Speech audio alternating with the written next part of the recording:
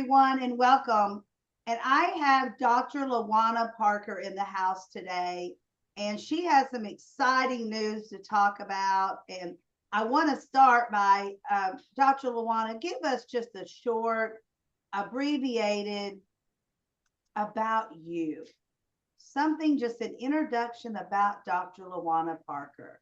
Well, that is a mouthful, but I'll try to be brief. I am an author, a blogger, and a speaker, and I call myself an inspirational speaker because that's what I try to do is to inspire people to be the best that they can be. In short, the best thing I could say is that I help women who are facing life sudden stops, those hiccups that get in the way, like widowhood or financial crisis. And I have not a program, there's a system that helped me when I was going through my problems. Today I call it my 7-step system to help rebuild our lives and find purpose again. Someone asked me the other day, how, what do I have that I could help others with? And my mind went blank. And as I was going through some things last night, and it certainly dawned on me, I'm not blank. There's so much I've experienced and gone through. What in the world is wrong with me? So, yes, I like to help people. That's what it boils down to. And I like sharing knowledge and helping people to see what they have inside, the things that they can accomplish and do without even realizing that they have those abilities. That's awesome. Now, Dr. LaWanna, I see that you have doctor in front of your name, and then you have DTM at the end of your name. Explain to us what that is and how hard you worked for it. Well, the doctor is an honorary doctor, and I got that for conflict and humanitarian services that I have done over the years. As for the DTM, there's actually 4 of them. And trust me, I worked hard for the DTM. It's a recognition from Toastmasters. Distinguished Toastmasters is what it stands for. And there is in the beginning, when I got those first 2, there was a long list of things you had to accomplish in order to get that DTM. So I'm very proud of them. And I thought, you know what? I worked hard for that. I'm going to put it on the back of my name That's and let right. other people know. And it's well deserving when you work so hard for something, to be able to honor those initials and honor you for doing it. So thank you. I mean, Toastmasters is a huge organization, and they Yes, mean we just business. turned 100. We just turned 100. We are worldwide. At the time I joined Toastmasters originally, there was close to 200,000 members of Toastmasters. And it's a very proud organization. And there's so many leaders who started with Toastmasters, people like Colin Powell, Harvey McKay, just to name a couple of them, and so many others got their start in Toastmasters. So I'm very proud to be a part of that organization. Yeah, that's awesome. Thank you, Dr. Luana. Now tell us, I know that you love to journal. I journal today and because of you. I do blogs today because of you. I had never done journaling or blogging until I met Dr. Luana, and she inspired me to write down everything that I was thinking about and what my goals were. And I had them in here, and sometimes I had taken notes of them, but I hadn't really written. And I found very easily after you had told me all of those notes that I took is part of blogging, it's part of writing and journaling. And Mhm. it did, once I started going back and looking at my notepads, wow, there was a lot of information there. So tell us, Dr. Lawana, why did you start journaling? What inspired you to do that? Originally, as kids, we all do diaries and things, but at one point I stopped because my sister thought it was funny to share my homemade diary, and I had some personal stuff in there. So for years I didn't, but when I had this situation happen, like we all do, I was going through a period of depression. That's the only thing I can call it. And I was asking God what I can do. How do I get out of this situation? And I heard the word journal. I choose to believe God was giving me an answer. But I started writing, and oh, yes, I like to say I whine, I complain, oh, woe is me, the whole 9 yards. But when I reread that, and I don't remember how long after I did that I reread it, but I saw some nuggets in there that I thought could be turned into a book. And that's exactly what I did. I took out all the complaints. It wasn't a perfect book, but it was my book. It was my story told the way it happened to me. And I published it. So all I like to tell people, just start putting things in a journal. It doesn't matter what it is. You can journal about anything. And you don't have to journal your whole life history. You don't have to journal every single day. It could be just a line that I woke up feeling so good this morning. And then you might want to say why you felt that way. And if you don't know, I have no idea. I just feel good. Just whatever will help you, that gives you something to look back on. The good things, the bad things too, because it helps you to get clarity. I think that journaling I originally did helped me to see better my situation and to come up with some ideas of how to get out of my depression. That is, thank you, Dr. LaWanna. That is exciting to know that you can help depression by writing. And so many people, we all get depressed from one way or another for some reason or another. And sometimes it's really hard to overcome depression. It's hard to overcome those bad feelings of, am I good enough? Should I do this? Why didn't I do that? Things like that. And if you write them down, it does help. Like you said, it gives you that clarity of what should I do, when I should do it, how, where, and that you hit it right on the head, Dr. LaWanna. So, what is your goal? Do you have any goals in the for? I know we're approaching 2026 now. Do you have any goals for your journaling in the near future or in 2026 that you want to do more journaling, or are you going to write more books? Well, before I move on, I do want to say the journaling doesn't help you overnight, okay? I don't want you to think it's a magic elixir. It is a process and it takes time. As for 2026, yes, I do plan on continuing to write. I am rewriting the original book that I wrote that helped me so much, but I also am writing romance, something I had always wanted to do, and I'm so happy I finally wrote one and I have it published.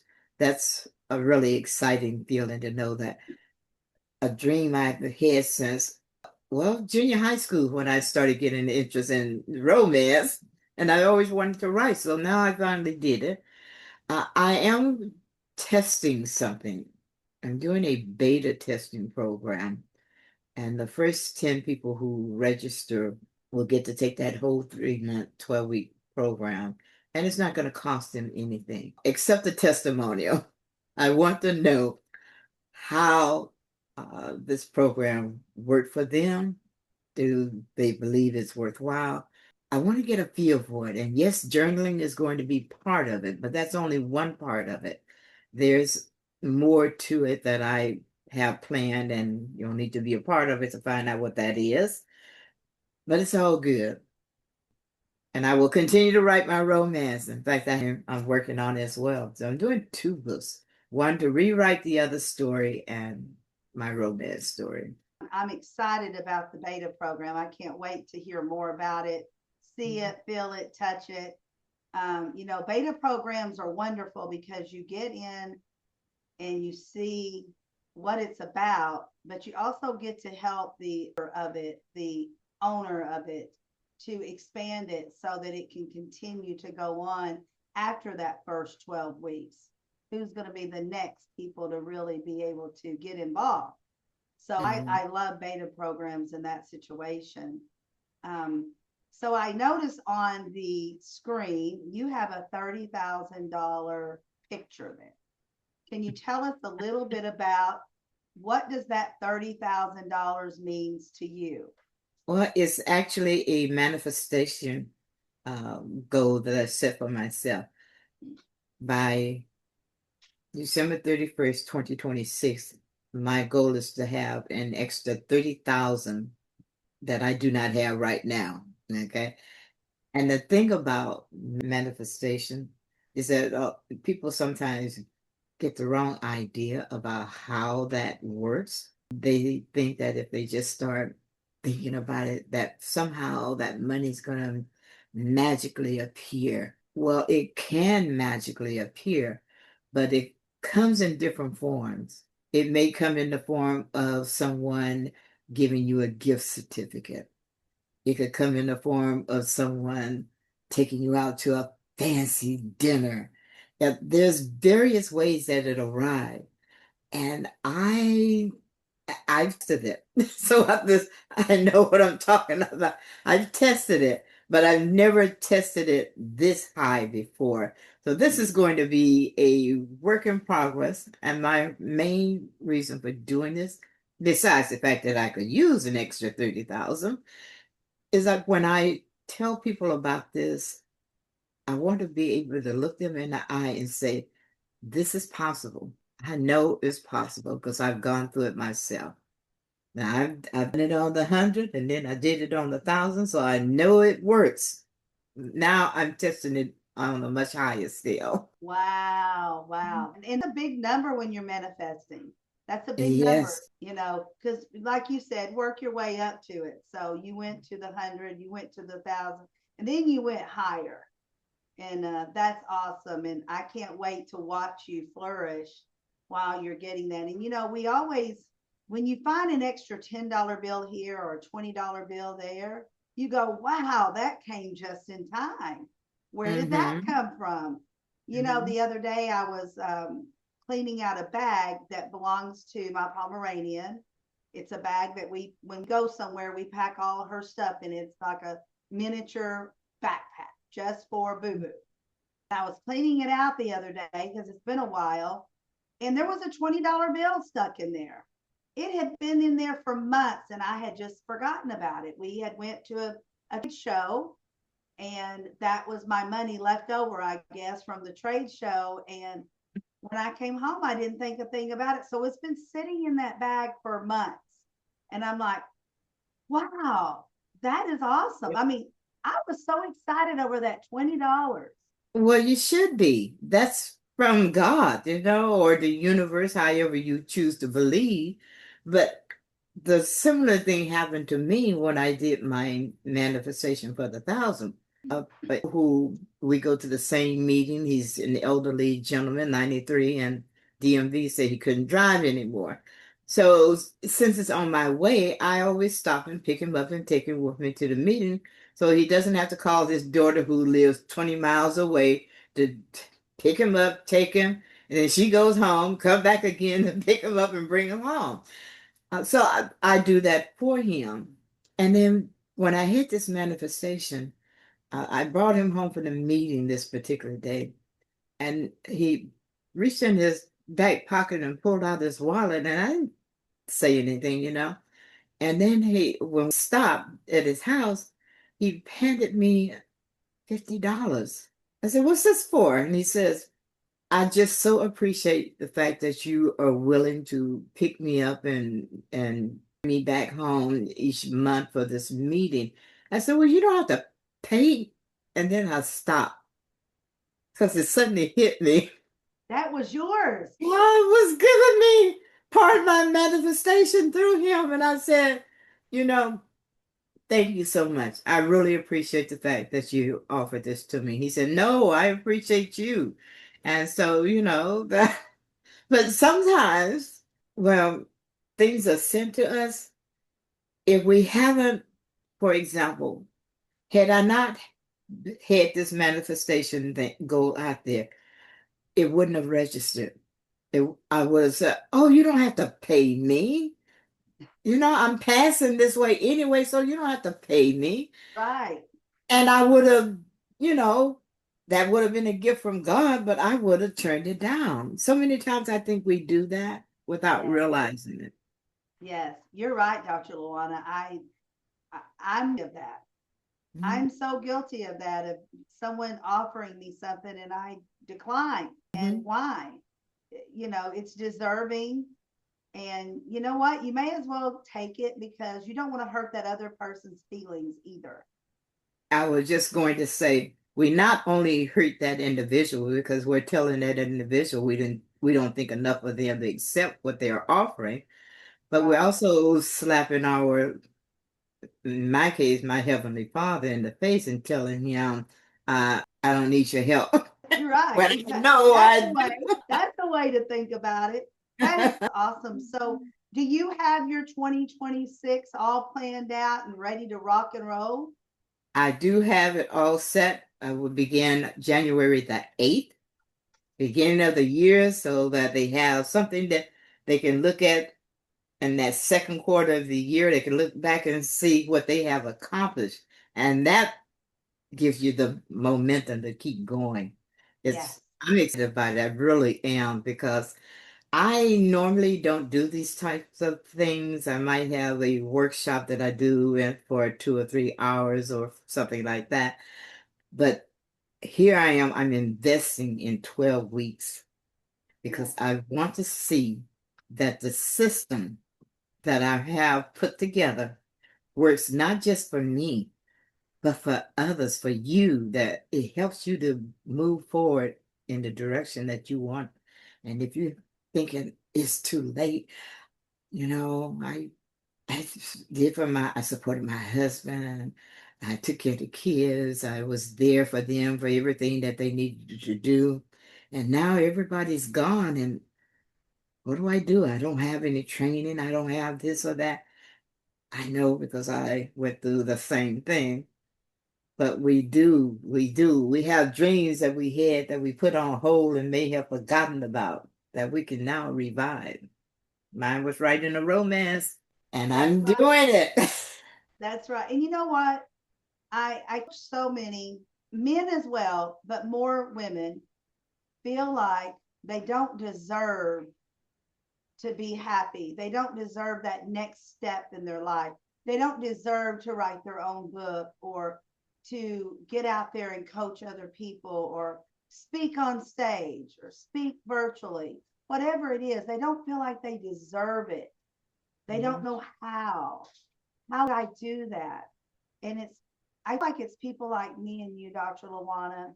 There's so many of us out there that's giving and we want to help others. We want to help others grow and be mindful and have your mindset clear because clarity is so important in anything and everything we do. And that's where the journaling comes in handy. Because when you put things down on paper, it's like you can see, and the mind starts working, it starts coming up with ideas of how you can do whatever it is that you've your heart set on. It gives you ideas. And what I want to do is not only help you to figure out what it is, but to have the courage to take that first step. Right, Because I know you've heard it, everybody says it. Fear has stopped so many dreams. The graveyard is full of people who did not realize their dreams. And for all we know, the cure for cancer and a lot of these other diseases and harmful things is in the grave because those individuals didn't have the courage to go ahead and go after their dreams. right. Courage. That's a word we don't use often enough and teach, not use it, but teach it and make it come to surface. Courage. We all need the courage to take that first step, but to also take that next step, whatever it is, and continue to have the courage to move forward. And, moving forward sometimes is not as easy as what some of us think it is going to be. No, no. We forget to tell people, I started where you're at. And the fear in me sometimes was so overwhelming, I didn't think I could take my next breath. We forget to remind people of those things. And I am not perfect, okay? I still have things to outgrow and overcome. And every day I do fight that fear factor. Because in my book, I wrote, fear came knocking at the door. I opened and said, come on in. And it refused to leave. So now when it tries to knock, I come up with, oh no, I'm sorry. You're not welcome anymore. And I Right. make that first step toward whatever it is that I was afraid of. And we have to That's fall right. flat on our face. How are we going to appreciate when we succeed if we haven't learned what it is to fail? Yes. You know that song that I don't know the name of the song, but it says, "You're not welcome here anymore." Over and over again, it says that. So that's a good phrase to have. You're not welcome here anymore. Because, we all have fear. Don't get Dr. LaWanna wrong. We all have fear, but we all have to learn how to overcome the fear when it does start knocking at the door. That's for sure. Because we don't want to get stuck in that. And that's when depression happens and, poor old me, and how am I going to get through this? I can't get through this. And it's all those negativity, the negative words come and they don't want to leave. And we have to push them out that door. Yes, we have to recognize the fear. Okay, I should say it that way because there is a healthy fear. The fear that keeps you out of trouble, the fear that saves your life. You don't want to push those away. But the one that tries to control you and tell you what you can't do because you are not good enough, please send them up packing on their way. Do not let them visit with you. And if they visit, say, well, I really appreciate what you had to say, but I think I'm going to try it anyway. Thank you. And close the door on them. Yes, that's awesome. Dr. LaWanna, this has been incredible. And I thank you so much for being here and being a part of our team. And I hope that each and every one of you that is watching this takes something away from it. Walk away from some of that fear. Go journal something, go blog, go write something. Go write that first paragraph of that first book that you've been wanting to write, or that whatever it is that you want to take that next step forward. Maybe you want to manifest that first $100 that you've been thinking that, you know what, I could really use that extra $100 right now. And manifest on it and see what happens. Just see how far it gets, but be open-minded. Like always, be open-minded and think outside the box with each and every day that you travel. Thank you, Dr. LaWanna. Until next time, we will see you again. Thank Bye-bye you.